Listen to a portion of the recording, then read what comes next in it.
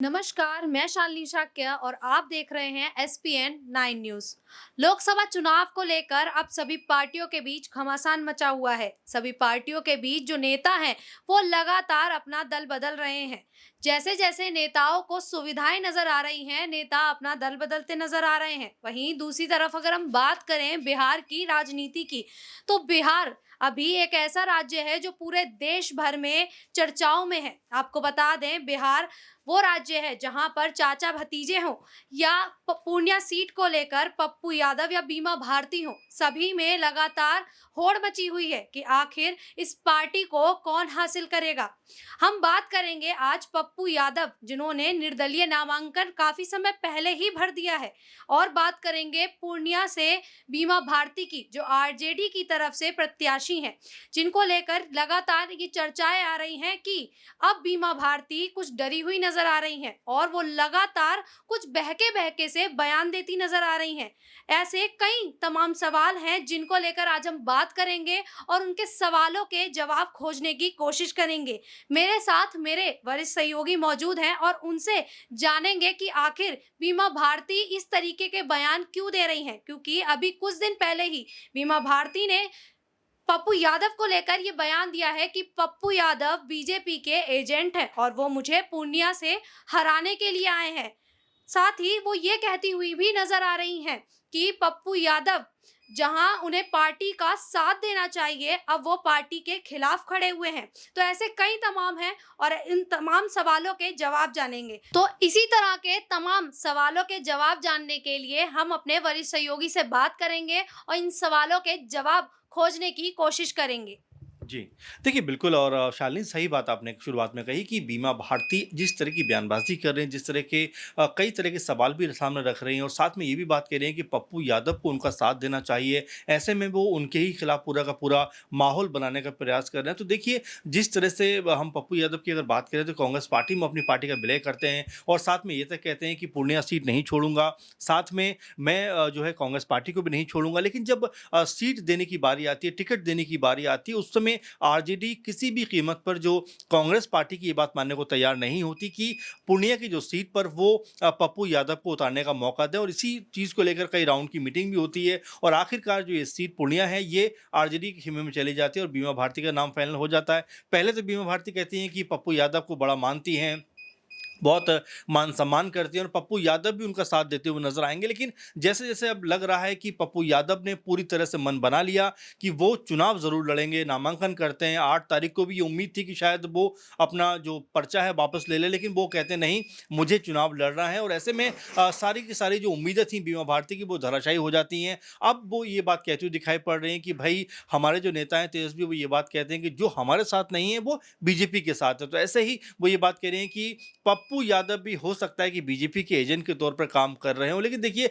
इस तरह का आरोप लगाना, इस तरह की बातें कहना बीमा भारती के लिए ज़रा भी शोभा नहीं देता, क्योंकि लोकसभा का चुनाव पहली बार वो चुनाव यहाँ से लड़ रही हैं और ऐसे में पप्पू यादव 3 बार इस चीज़ से कह सकते हैं कि उनका जो जीत है वो दर्ज हो चुकी है। इसको लेकर बीमा भारती ने जो भी बात कही है, मेरे ख्याल में अभी नई होने के नाते राजनीति में उनको इस तरह की बातें नहीं कहनी चाहिए। हालाँकि कई बार विधानसभा चुनाव जीत चुकी हैं, इसी सीट से रुपौली सीट है और इसके अलावा कई बार कह सकते हैं कि राजनीति पाले भी उन्होंने बदले हैं। अब जिस तरह से आरजेडी ने उनको टिकट दिया है, क्या वाक़ई वो जस्टिफ़ाई कर पाएँगे और पप्पू यादव के सामने, क्योंकि अब ये मुकाबला लगभग त्रिकोण होता हुआ दिखाई पड़ रहा है। बीमा भारती एक तरफ जो है आरजेडी कांग्रेस पार्टी की जो कह सकते हैं कि यहाँ पर प्रत्याशी हैं, इसके अलावा पप्पू यादव जो निर्दलीय हैं, संतोष कुशवाहा हैं वो बीजेपी यानी एनडीए के प्रत्याशी हैं। तो यहाँ पर मुकाबला त्रिकोणीय है। कल भी जब संतोष कुशवाहा एक जगह जो कह सकते हैं कि लोगों को संबोधित करने गए थे, तो वहाँ पर पप्पू यादव जिंदाबाद के नारे लगने लग गए। तो आप समझ सकते हैं कि ज़मीनी स्तर पर पप्पू यादव कितने स्ट्रॉन्ग प्रत्याशी हो सकते हैं। तो ऐसे में बीमा भारती अगर इस तरह की बयानबाजी करेंगी तो उनको ही इसका घाटा हो सकता है।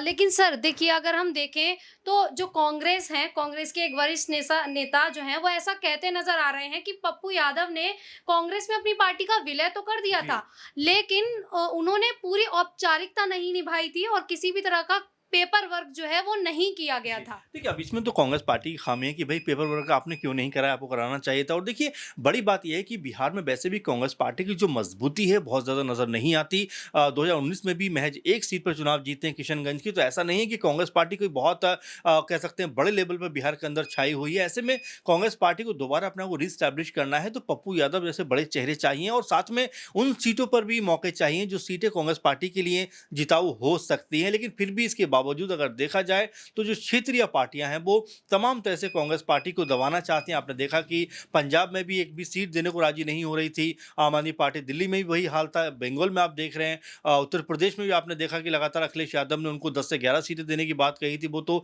जयंत चौधरी उनका साथ छोड़कर चले गए, तब 17-18 सीटें मिली। तो कई जगह देखा जा रहा है कि कांग्रेस पार्टी को लेकर जो एक कह सकते हैं कि दोहरा रवैया है, वो पार्टियां निभाती हुई नजर आ रही हैं। और यही बात पप्पू यादव ने भी बोला था कि वो कांग्रेस पार्टी को बिहार के अंदर 40 सीटों पर मजबूती से आने वाले 5 साल के अंदर खड़ा करेंगे। लेकिन अब अगर इस तरह की बयानबाजियाँ होंगी कि भई हमने तो कभी पप्पू यादव को पार्टी में शामिल ही नहीं किया, कुछ पेपर वर्क नहीं हुआ, तो मेरे ख्याल से यही कांग्रेस पार्टी की कमज़ोरी है जो लगातार उनको कमज़ोर कर रही है।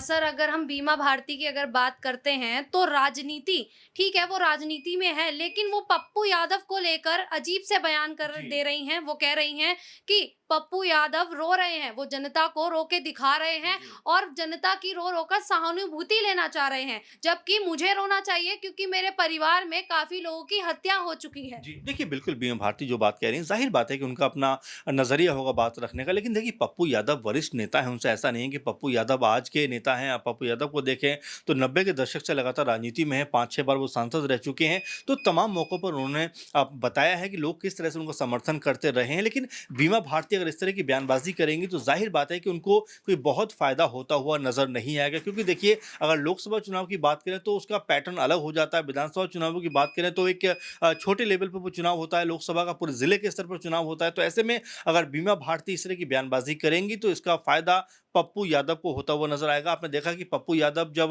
कांग्रेस पार्टी ने उनका साथ देने से मना कर दिया, तो उन्होंने जनसभा के अंदर अपनी आँखों से आँसू छलकाए और साथ में ये भी बताया कि कितना दर्द उनके अंदर है कि आज जिस पार्टी को उन्होंने मजबूत करना चाहा, कहीं न कहीं वही उनका साथ नहीं दे रहा। ऐसे में उन्होंने ये तक कहा कि लालू यादव से भी उन्होंने गुहार लगाई कि भई मुझे चुनाव लड़ने दीजिए, लेकिन उन्होंने भी मेरी एक नहीं सुनी। उन्होंने तो यहाँ तक कहा कि मेरा राजनीतिक तौर पर मर्डर किया जाने का प्लान किया जा रहा है और तमाम सारी बातें वो कहते हुए नज़र आए। लेकिन हाँ, अब जिस तरह से मुकाबला पूर्णिया सीट पर हो गया, त्रिकोणीय मुकाबला, ऐसे में पप्पू यादव के पक्ष में क्या माहौल बनता है और साथ में क्या बीमा भारती के लिए आप कांग्रेस पार्टी जो है बैटिंग करती हुई नज़र आएगी? अगर ऐसा होता है, तो पप्पू यादव अपना दामन जो है कांग्रेस पार्टी से हमेशा के लिए दूर कर लेंगे और साथ में निर्दलीय के रूप में जो चुनाव लड़ने के लिए वो गए हैं, अगर वो उनकी जीत हो जाती है, तो ये फिर कांग्रेस पार्टी के लिए बड़ा झटका साबित हो सकता है। सर अभी एक सवाल और मेरा जी। आपसे रहेगा कि अभी कुछ दिन पहले इस तरीके की अटकलें आ रही थी, अटकलें नहीं मतलब ऐसा कहा जाए लालू ने राहुल गांधी से जी। अपील की थी कि वो तेजस्वी यादव के साथ पूर्णिया में एक महासभा करें और जो सभा होगी वो पप्पू यादव के खिलाफ होगी। जी। तो क्या राहुल गांधी ऐसा कर सकते हैं पप्पू यादव के देखिए खिलाफ? देखिए, बिल्कुल शालिनी, और यही बात लगातार कही जा रही है कि देखिए जो नेता आपके साथ जुड़ना चाह रहा है, जो लगातार आपके साथ में होकर राहुल गांधी के लिए किस किस तरह की बयानबाज़ी वो कर रहे हैं कि राहुल गांधी देश के लिए बहुत बड़ी लड़ाई लड़ रहे हैं, प्रियंका गांधी का बहुत बड़ा सम्मान करते हैं, पप्पू यादव कहते हैं।